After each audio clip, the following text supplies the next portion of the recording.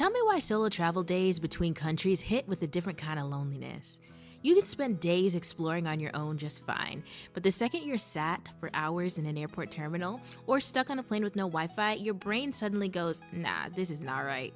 And I think I finally figured out why. Welcome to another episode of 40 by 40, where I take you along on my journey to visit 40 countries before turning 40 and share solo travel tips along the way. Today we're traveling to country number 3, and this travel day was a doozy. A plane, a 5-hour train, and a taxi ride. Okay, so I'm on my way to the airport railway, which is the express train that's gonna take me from Incheon Airport straight to Seoul Station. It's about a 45-minute train ride from here to Seoul Station. Travel days like these are possibly the realest part of solo travel, because there's nothing left to do but be alone with your thoughts, and your mind inevitably zeroes in on the fact that you're stepping into the unknown once again, girl. Instinctively, you yearn for connection, someone to relate to how you feel, and usually that's a travel companion. This can be tough because it can drain the excitement of entering a new country. Here's how I deal with the travel day blues. First, I prepare myself mentally, not by forcing myself to be brave, but by acknowledging how I feel and reminding myself that it's okay to be lonely. Then I reach out to someone I love, usually my mom. I call her the moment I get to the airport. We talk about where I'm headed, what I'm excited for, sometimes even the logistics of when I land, which makes me feel like I almost have a travel companion. By the end of the call, I feel less lonely, more supported, and genuinely excited about my trip. Some days she might be asleep because of the time difference, of course. On those days, I text or send a voice message, and that's perfectly fine too. Sometimes I even just pull out my handy dandy cell phone and record how I'm feeling. Most of it never makes it into my content. It's just a way to release it. And I will admit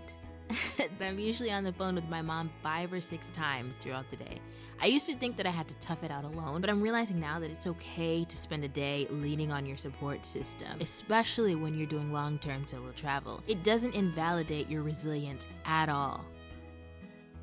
Welcome to a new city, new adventure, and a whole lot of stories waiting to happen. Let's dive in. I'll see you in the next one.